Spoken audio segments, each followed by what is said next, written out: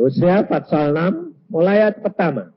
Mari kita akan berbalik kepada Tuhan, sebab dialah yang telah menerkam dan yang akan menyembuhkan kita, yang telah memukul dan yang akan membalut kita. Ia akan menghidupkan kita sesudah 2 hari. Pada hari yang ketiga, ia akan membangkitkan kita. Dan kita akan hidup di hadapannya. Marilah kita mengenal dan berusaha sungguh-sungguh mengenal Tuhan. Ia pasti muncul seperti fajar. Ia akan datang kepada kita seperti hujan. Seperti hujan pada akhir musim yang mengairi bumi. Apakah yang akan kulakukan kepadamu, hai Efraim? Apakah yang akan kulakukan kepadamu, hai Yehuda? Kasih setiamu seperti kabut pagi dan seperti embun yang hilang pagi-pagi benar. Sebab itu aku telah meremukkan mereka dengan perantaraan nabi-nabi. Aku telah membunuh mereka dengan perkataan mulutku dan hukumku keluar seperti terang. Sebab aku menyukai kasih setia dan bukan korban sembelian. Dan menyukai pengenalan akan Allah lebih daripada korban-korban bakaran. Kita harus kenali bahwa Tuhan kita itu dia menerkam, tetapi dia menyembuhkan. Nah, saudara tahu kenapa Tuhan mengatakan kata-kata menerkam? Dia itu adalah singa Yuda. Nah, kalau di dalam Injil, di dalam suratnya Rasul Petrus, singa seperti apa? Iblis seperti apa? Singa juga, tapi mengaum-ngaum dan siap untuk... Iya, salah. Coba toh baca. Ayo baca makanya itu belajar. Baca beda. Yesus sama setan itu beda. Dua-dua pakai singa. Tapi beda. Ayo, di dalam 1 Petrus pasal 5 ayat 7 dan 8. Serahkanlah segala kuatirmu kepadanya sebab ia yang memelihara kamu. Sadarlah dan berjaga-jagalah, lawanmu si iblis berjalan keliling sama seperti singa yang mengaum-ngaum dan mencari orang yang dapat ditelannya. Tidak pernah dia nerekam. Saudara perhatikan, kenapa kalau Yesus itu menerkam?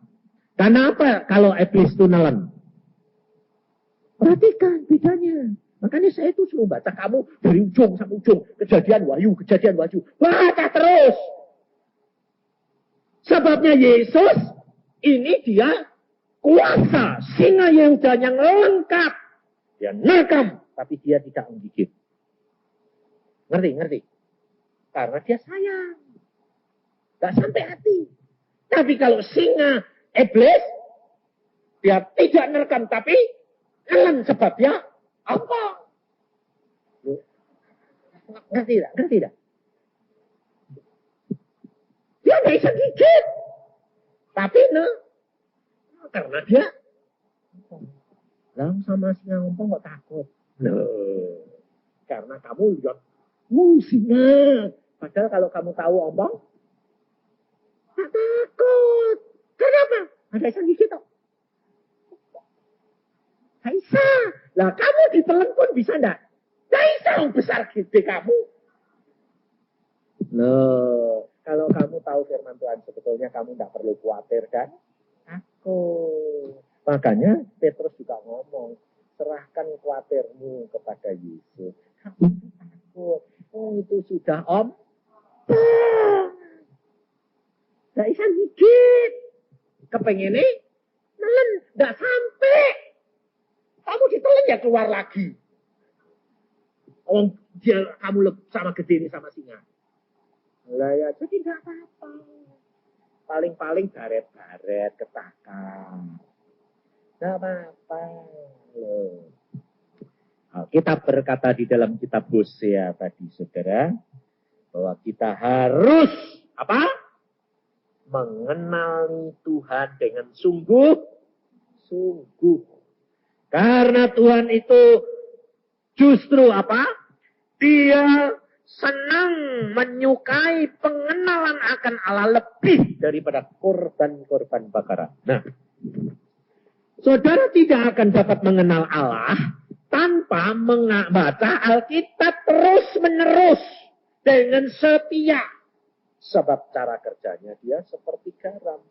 Sedikit, tapi mengawetkan.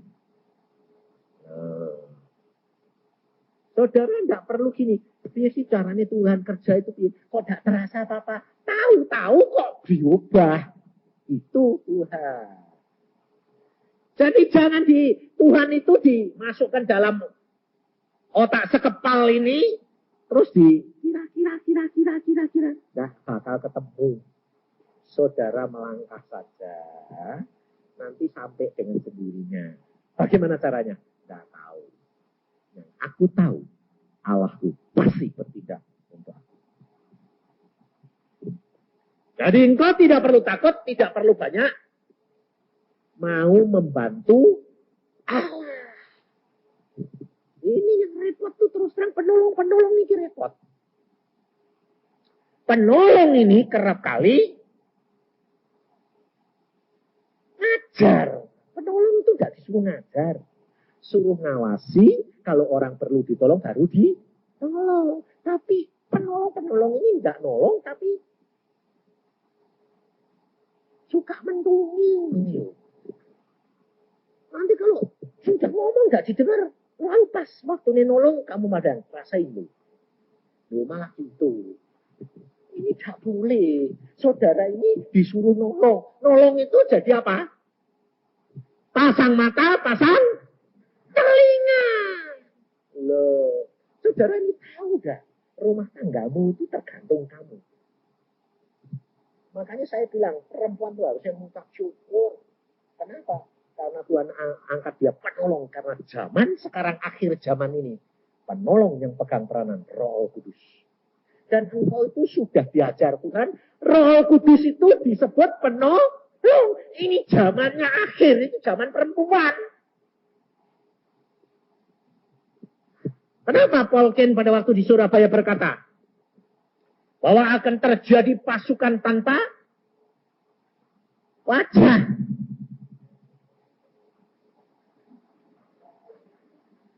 Pasukan tanpa wajah. Gak kelihatan loh.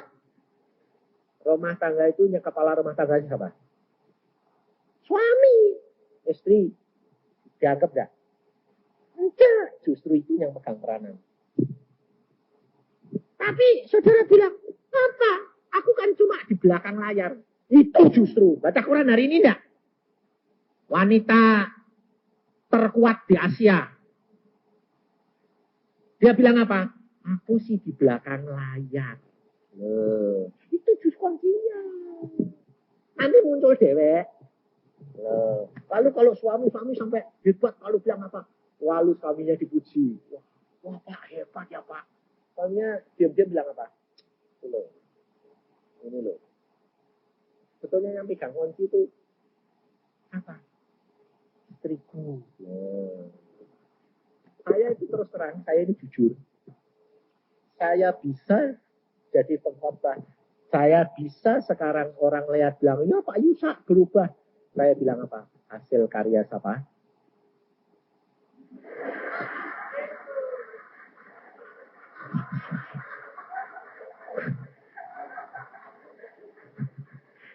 Makanya saya itu pecat. Karyanya Yesus. Tetapi loh, Yesus berkarya karena hatinya tidak tahan melihat tang air mata istriku 13 tahun. Ya betul saya. Saya makanya bilang hati Yesus itu tidak tahan melihat cucuran air mata. Sehingga dia harus bertindak karena ada seorang pendoa. Bapa akan menyelamatkan isi dunia ini karena Roh Kudus. Dan dia berkarya. Maka dari itu Roh Kudus diberikan kepada saudara dan saya di dalam hati. Penolong, penolong, penolong. Lah saudara ini sudah punya predikat. Saudara sudah punya julukan. Penolong. Tapi kok tidak belajar dari Roh Kudus. Ini saudara. Akan korupsi. Saya menikmati. Makanya saya ngakui di hadapan orang-orang. Saya bilang, saya diubahkan Tuhan. Tuhan berkarya dalam hidup saya. Karena ada pendoa. Ada penolong yang selalu berdoa. Sebab istri saya itu kalau saya marah, kalau saya sudah has gitu tak. Cuma ngomong, has. Gitu tak. Terus dia langsung air matanya yang keluar. Gak sekejap gak ngomong. Cuma meleleh. Lu kok meleleh? Saya bilang, udah, diam. Udah, masuk, udah, gitu. Aku bilang gitu. Cuma dia bilang, lah ya, aku ini masuk dari kok. Kamu kok salah ngerti loh. Tapi dengan air mata begitu hati ini disiram. Saudara Tuhan, ini hatiku sekarang kok kayak hatimu.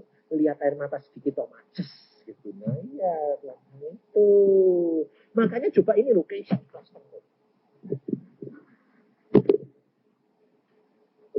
Coba belajar istirahat sehari.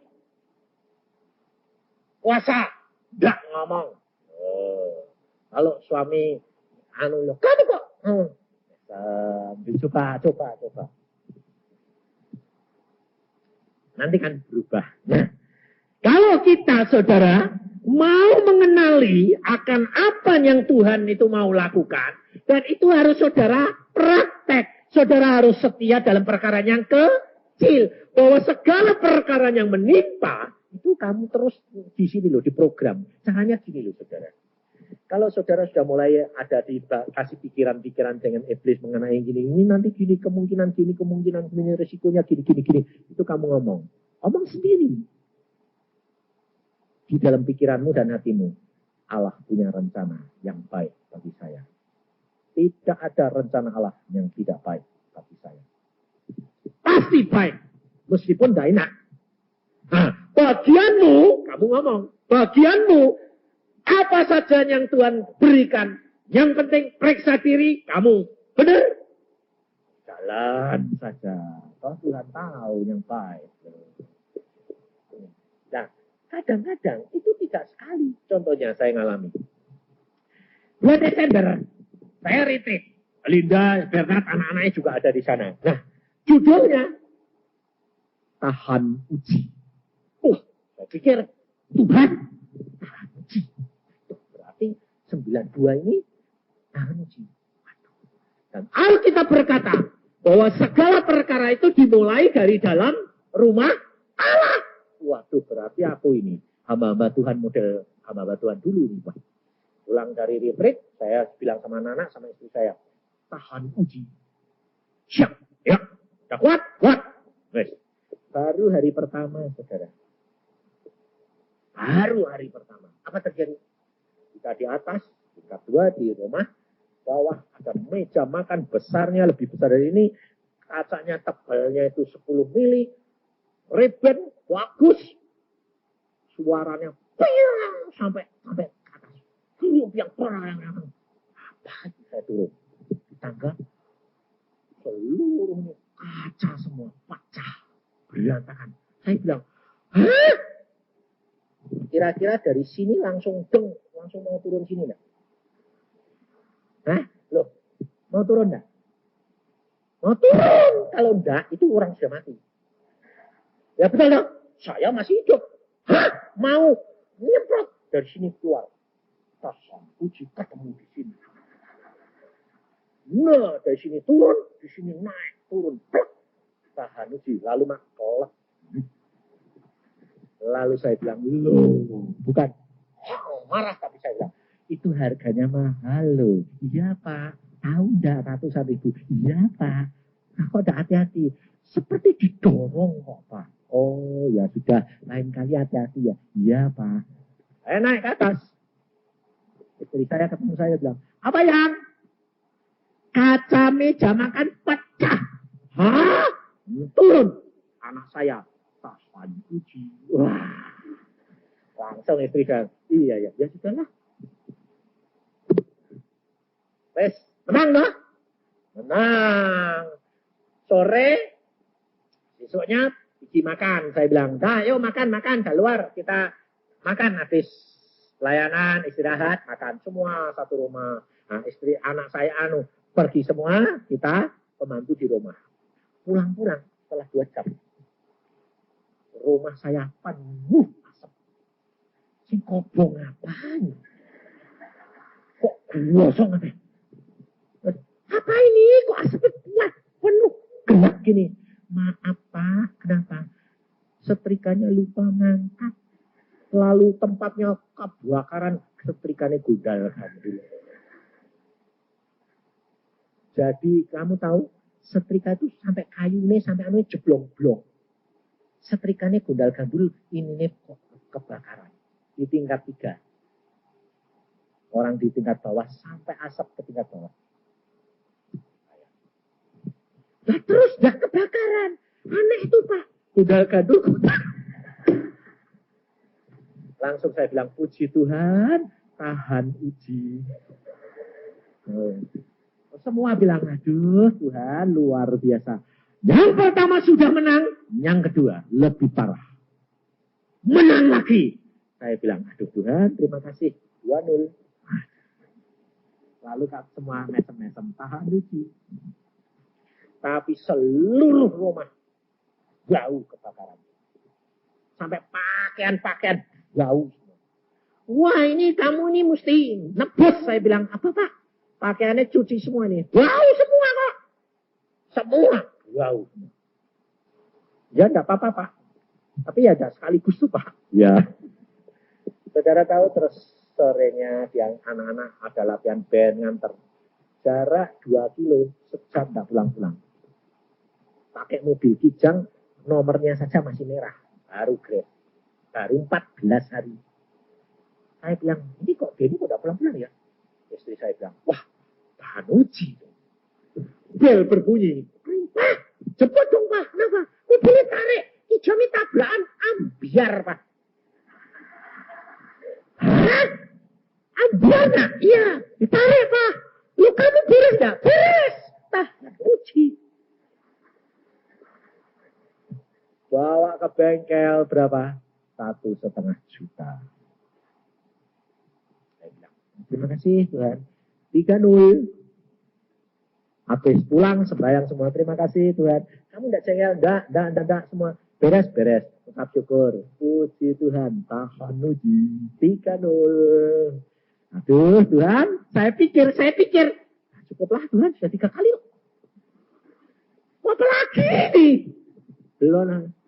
Besok pagi-pagi. Saya tuh kalau pagi sama istri keluar. Di depan tuh ada kolam.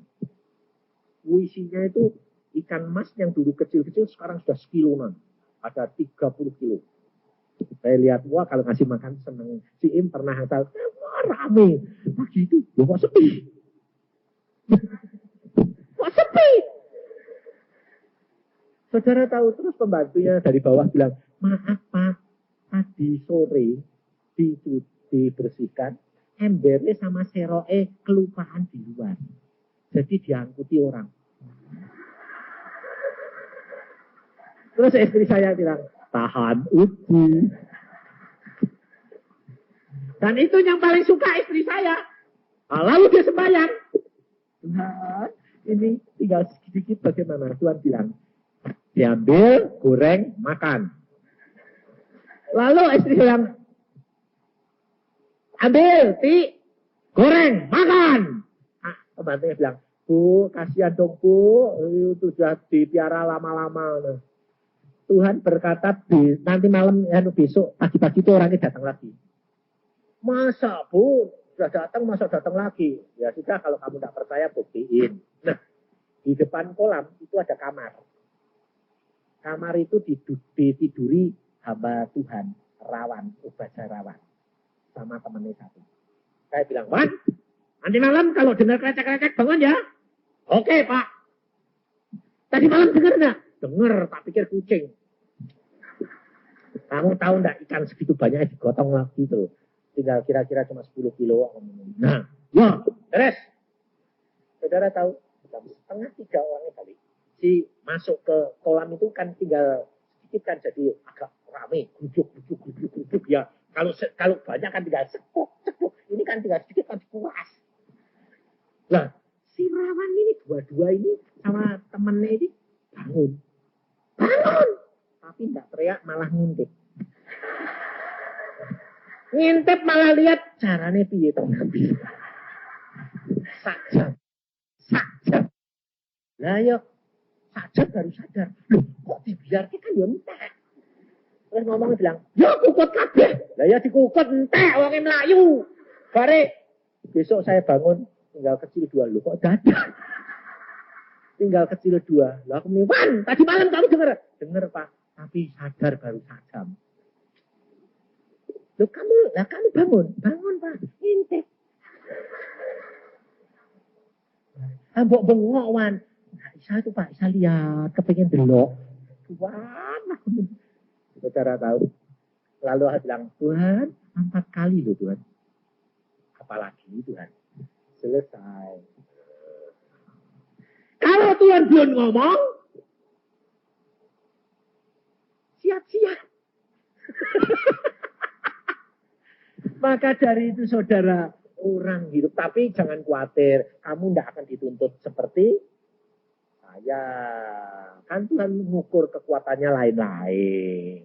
Kamu jangan lalu bilang gini, Tuhan aku tidak kuat, jangan kayak Yusa, bodoh. Jangan kamu bilang, Tuhan, engkau akan mengukur ya, lain-lain dong Tuhan. Jadi kamu bisa lebih sedih, bisa lebih loh, tergantung Tuhan tak betul tak? Lah, kalau kamu gagal, molor tak? Molor, salahmu cewek. Loh, tapi kalau kamu cepat anggap, bertobat, jadi cepat. Tuhan itu luar biasa. Dan apa terjadi, saudara? Kita mengucap syukur, kita memuji Tuhan. Aku bilang apa? Tuhan lebih tahu sampai di mana kekuatan kita. Apa terjadi, saudara? Ngalami apa? Bonus. Paling kehilangan itu berapa? Segitu. Gak apa-apa. Apa terjadi? Saya bilang, Tuhan, aku mau ngirimi anak saya. Karena dia mau ujian akhir, ini.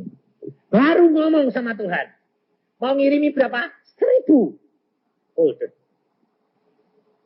Apa terjadi, saudara? Baru ngomong besoknya, istri saya telepon Iin, uangmu bagaimana? Apa mau kirim? Oh, Bapak tidak usah kirim, Mah. Kenapa? Tuhan tuh luar biasa. Kenapa? Ada orang, Mah, dari Indonesia datang pergi ke Paris, Amsterdam, ke LA. Di Paris ngomong, anak Yusa. Dia bilang, ini anak Yusa ada. Pasti Tuhan anak Yusa. Lalu dia ingat anak saya itu ada di Delft, di Belanda. Oh, anak Yusa suruh berkati Tuhan. Ya. Kita tahu, dia dah tahu alamatnya, dah tahu namanya, dah tahu teleponnya. Dia sampai introkal ke rumahnya, dia bilang sama istrinya, cari orang Indonesia yang namanya, satu orang namanya Maria di Amsterdam. Cariin teleponnya. Cariin. Nomornya segini. Oke, dia telepon. Kamu cari anak Yusa di Delft. Alamatnya mana, namanya apa, teleponnya nomor berapa. Selesai. Dicariin, ketemu. Dia terbang ke Amsterdam. Ini namanya In. Alamatnya ini, teleponnya. Telepon sama dia. In ini. Ya, Om. Siapa Om? Aku dari Jakarta mau pergi ke LA, tidak ada waktu. Kamu bisa tidak mampir sekarang? Maaf Om, saya baru mau sekolah ujian, tidak bisa Om. Pulang dari ujian, mampir, ambil, berkat. Buat siapa Om? Kamu dibiayai siapa? Papa. Ya sudah, ambil. Bilang saja dari Papa. Nanti saya titipin, sebab saya harus terbang ke LA. Jadi itu uang dititipin. Berapa? 2.000 US dollar. Saya mau ngasih cuma 1.000 burden, dapat dia berapa? 4.000 golden. Allah. Jadi kalau diuji sebentar itu dapat apa? Bonus.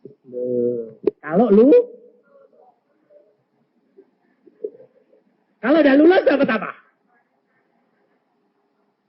Bonus.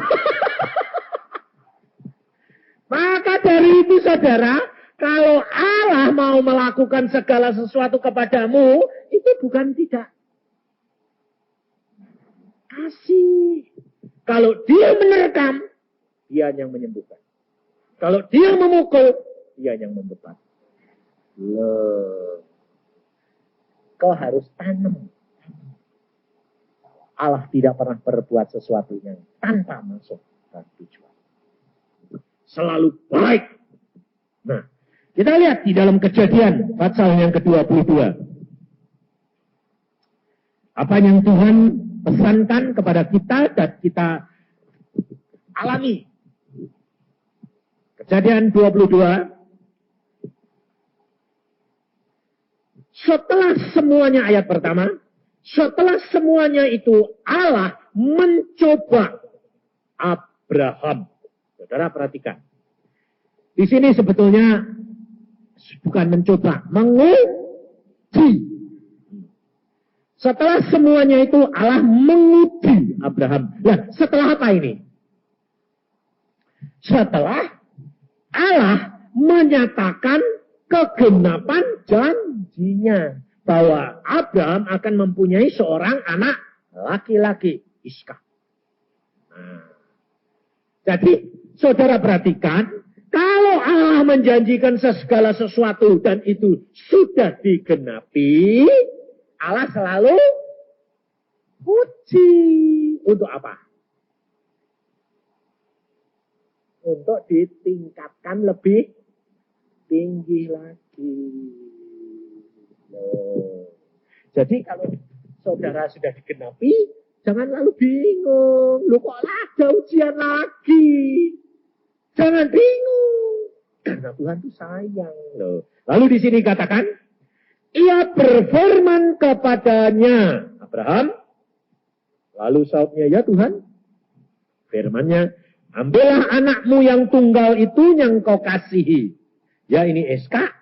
Pergilah ke tanah Moria dan persembahkanlah dia di sana sebagai korban bakaran pada salah satu gunung yang akan kukatakan kepadamu.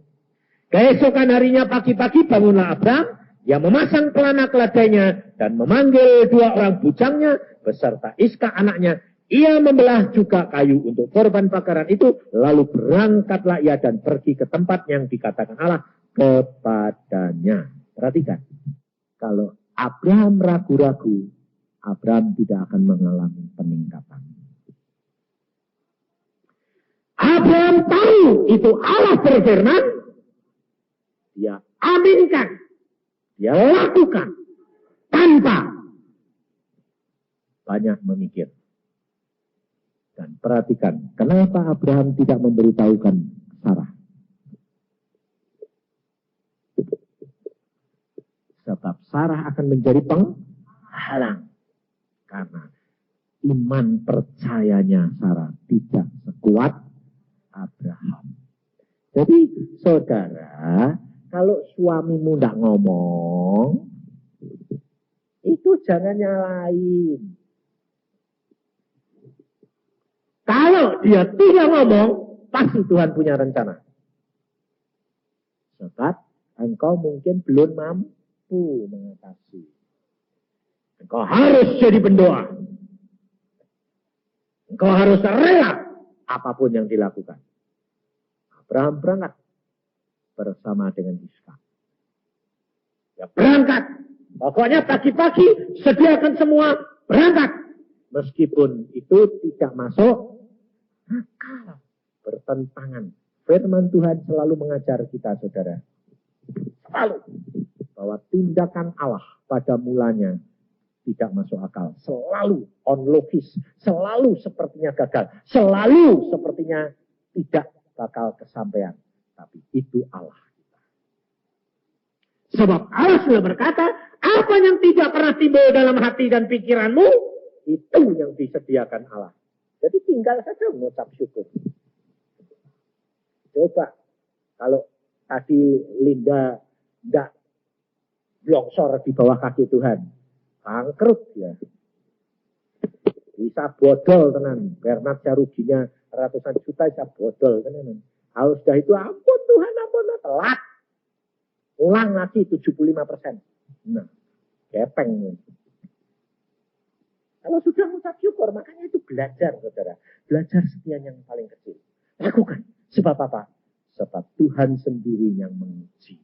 Tapi kalau Tuhan menguji, jangan saudara batasi. Cuma hanya Abraham bawa anaknya, sudah nurut, sudah. Sampai ke Gunung Moria, sudah. Belum.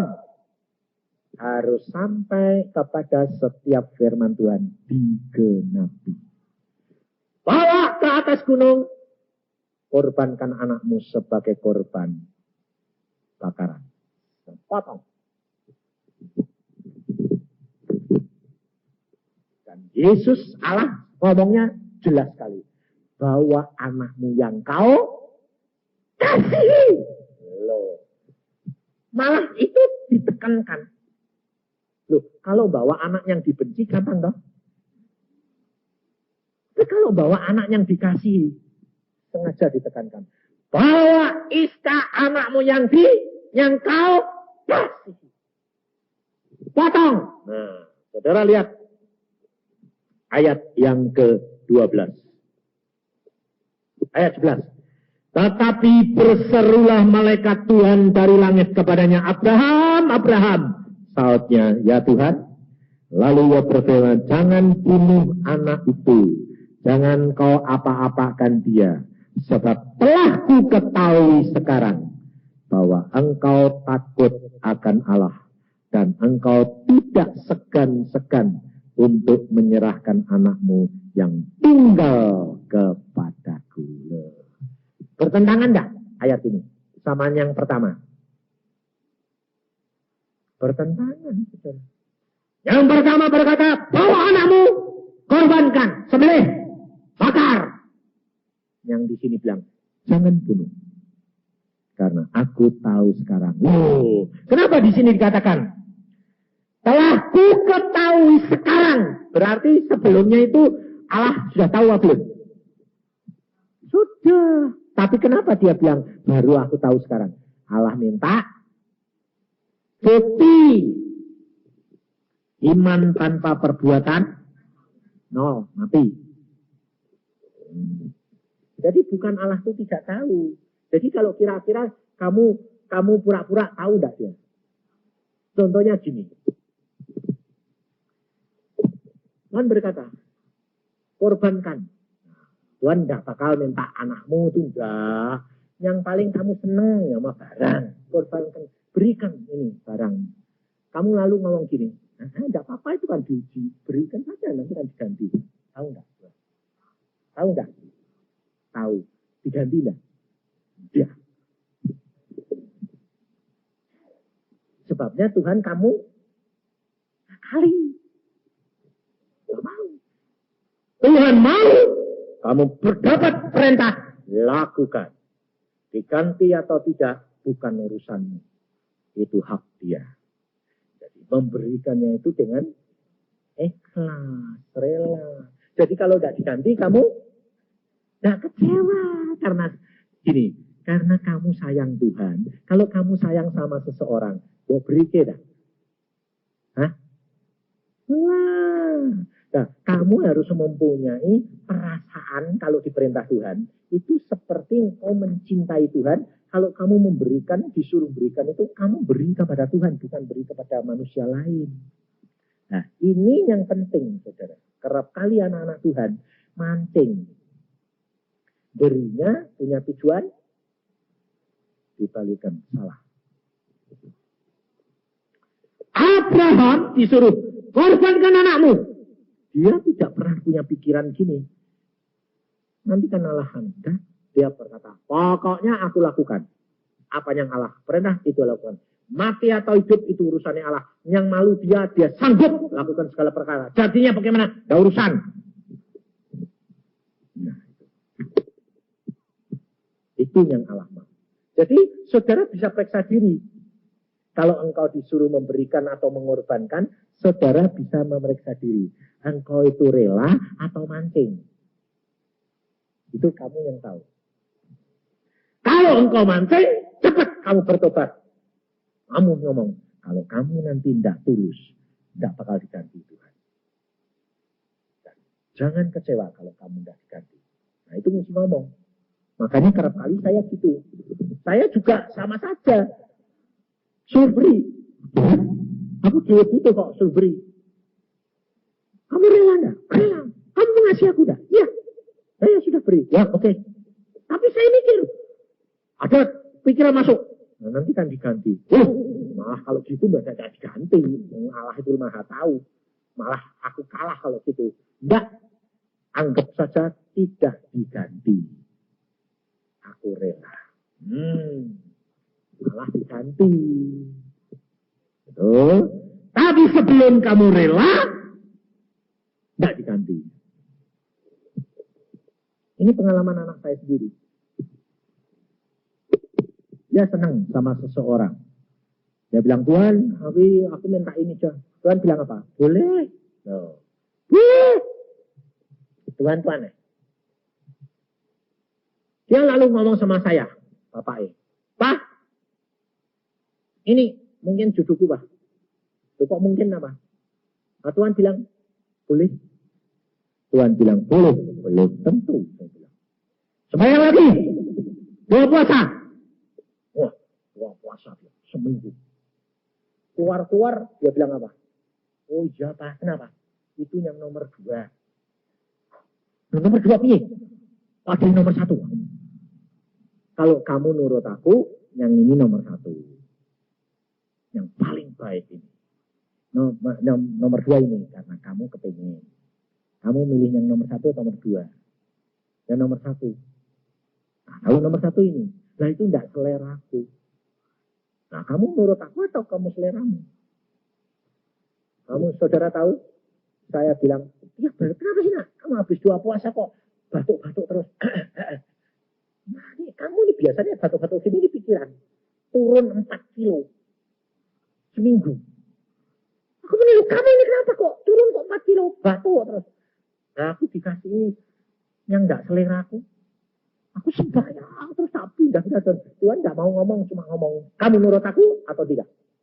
Pilih. Kamu enggak nurut aku, pilih sendiri. Boleh. Aku nurut. Ya, tapi aku mesti ngalahkan keakuan ini pasnya. Oh, atau setelah selesai, dia bilang, ya Tuhan aku nurut. Nah, itu caranya saya bilang. Jadi ada pergumulan, ada perjuangan untuk mengalahkan keakuan ini, saudara. Abraham juga ngalami. Jangan saudara kira kalau dia bawa anaknya, lalu jalan naik ke atas gunung, itu dengan ketawa-ketawa. Tidak apa-apa, anakku bakal tak pateni. Enak. Bayangin. Dan itu 3 sehari. 3 hari perjalanan itu. Bayangin. Kira-kira Abraham bisa tidur enggak? Tidak bisa.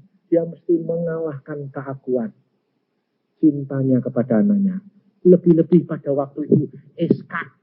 Banyak lagi. Waduh. Makanya gini. Bayangin. Lalu berkatalah Iskak kepada Abraham, ayahnya, Bapak. Saud Abraham, ya anakku, bertanyalah, di sini sudah ada api dan kayu, tetapi di manakah anak domba untuk korban bakaran itu? Saud Abraham, Allah yang akan menyediakan anak domba untuk korban bakaran baginya, anakku. Bayangin. Karena Allah yang menyediakan, dia bohong. Enggak. Karena Allah sudah ngomong, anakmu yang harus dikorbankan. Jadi dia berkata, Allah yang akan menyediakan. Karena dia yang memerintah dan Allah yang memberi. Tetapi apa terjadi, saudara? Mengapa Allah biarkan Abraham diuji?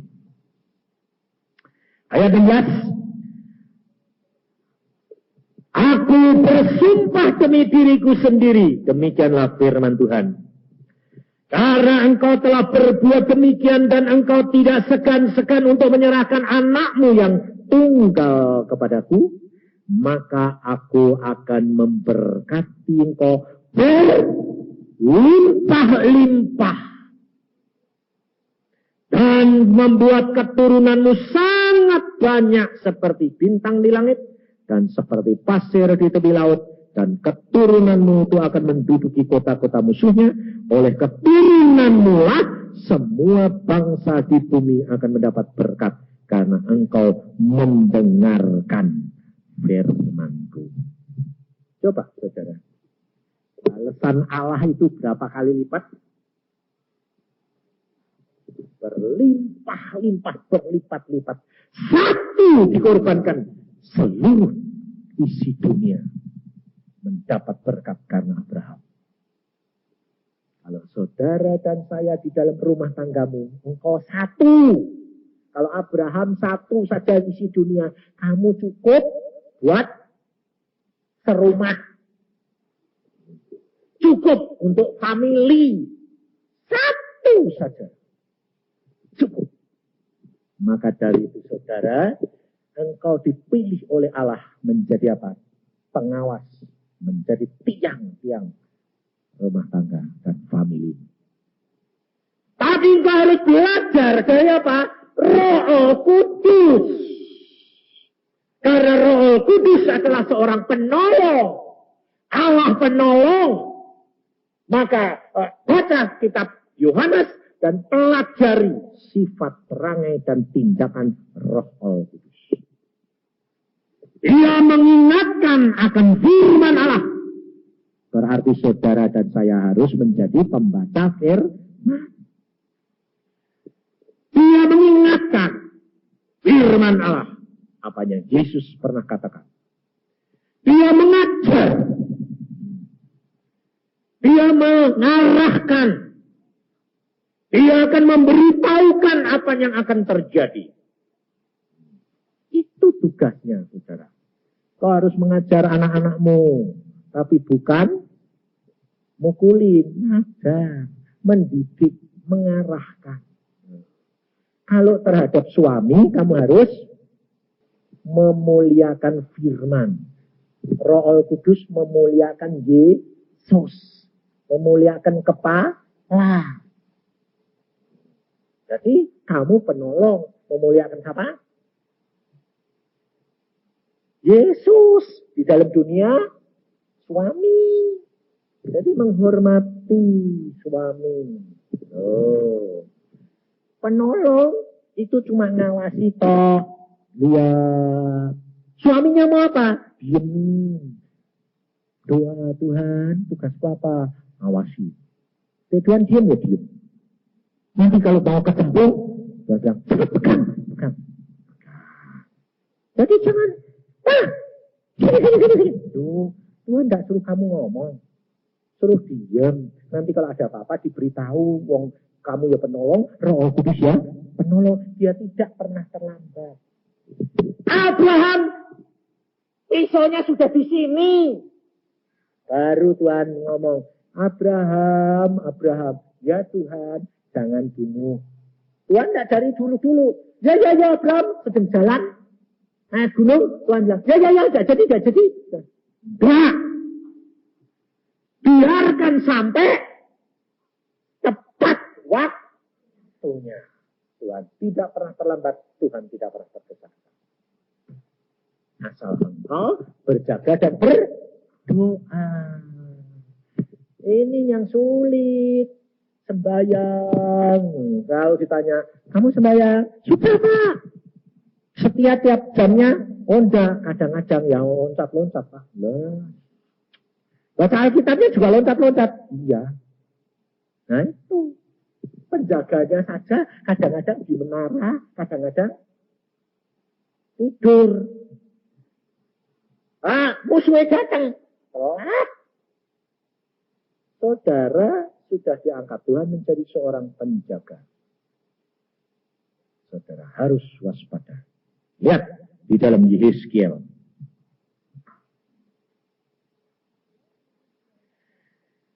Di dalam Yehezkiel pasal 33.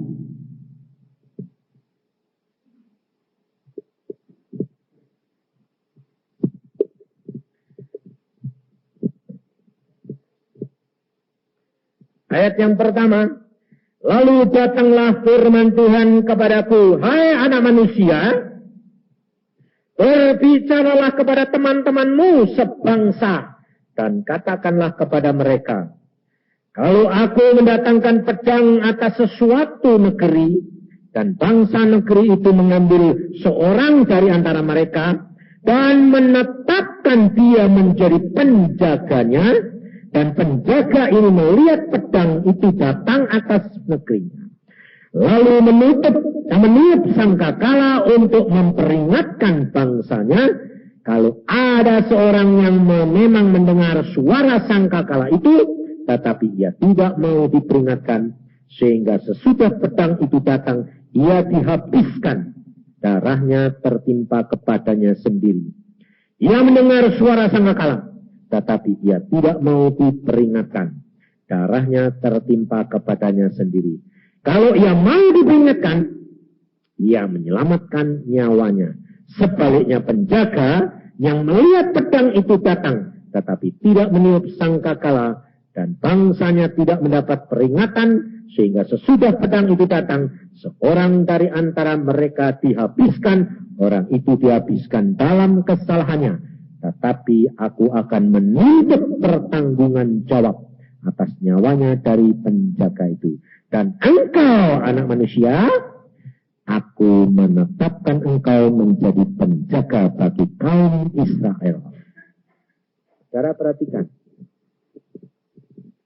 Penolong itu sebetulnya penjaga dah. Hah? Iya. Penolong itu penjaga. Makanya Roh Kudus diturunkan supaya kita menjadi berjaga-jaga bersama dengan Roh Kudus. Karena Roh Kudus yang tahu apa yang akan terjadi. Saudara-saudara adalah penjaga rumah tangga. Saudara perhatikan.